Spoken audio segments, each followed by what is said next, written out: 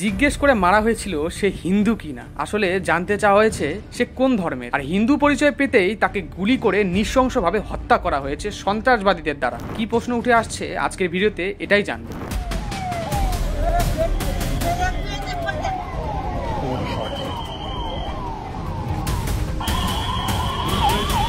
এখনো পর্যন্ত 28 জন সন্ত্রাসবাদী হামলায় প্রাণ হারিয়েছেন। পহেলগাম জম্মু ও কাশ্মীরের অনন্তনাগ জেলার একটি শান্তিপূর্ণ পথ, যেখানে এই বছরের 22 এপ্রিল মঙ্গলবার ভয়াবহ এক সন্ত্রাসী হামলার সাক্ষী হয়। এই হামলায় 28 জন পর্যটক নিহত হয়, যেখানে ফরেনার্সও ছিল। 20 জনেরও বেশি আহত হন এবং হামলাটির দায়িত্ব স্বীকার করে দ্য রেজিস্ট্যান্ট ফ্রন্ট অর্থাৎ TRF সংগঠন, যা পাকিস্তান ভিত্তিক লস্কর ই তৈয়বার একটি সন্ত্রাসবাদী শাখা। বাইসারান উপত্যকায় দুপুর 2:50 4 থেকে 6 জন সশস্ত্র জঙ্গি পর্যটকের উপর গুলিবর্ষণ করে। তারা সামরিক পোশাকে ছদ্মবেশ ধারণ করে এবং পর্যটকদের কাছ থেকে পরিচয় জানতে চায়। পরবর্তীতে তারা হিন্দু পর্যটকদের লক্ষ্য করে গুলি চালায়, যা এই হামলার ধর্মীয় উদ্দেশ্যকে স্পষ্ট করে দেয়। প্রত্যক্ষদর্শীরা অর্থাৎ যারা ওখানে এই ঘটনার সম্মুখীন হয়েছেন তারা জানান, হামলাকারীরা প্রথমে পুলিশ পরিচয়ে পর্যটকের কাছে যায়। পরিচয় যাচাইয়ের নামে তারা হিন্দু পর্যটকদের আলাদা করে এবং গুলি চালায়। একজন মহিলা জানান, একজন জঙ্গি তাকে জীবিত রেখে বলেন, তুমি বেঁচে থাকবে যাতে মোদিকে এই ভয়াবহতার কথা বলতে পারো। সবকিছুর পিছনে কি রয়েছে আসল সত্য? প্রশ্ন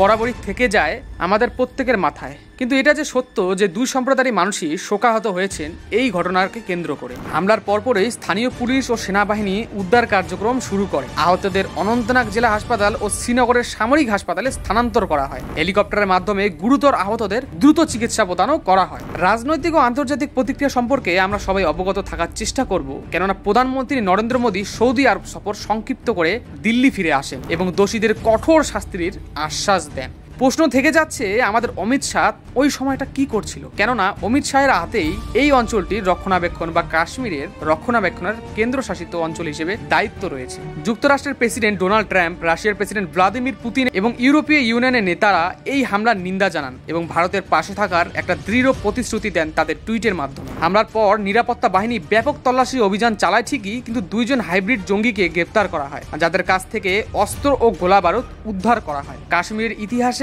এটি একটি অন্যতম ভয়াবহ সন্ত্রাসী হামলা। 2019 সালে জম্মু ও কাশ্মীরের বিশেষ মর্যাদা বাতিলের পর এই অঞ্চলটিতে উত্তেজনা বিশেষ করে বৃদ্ধি পায়।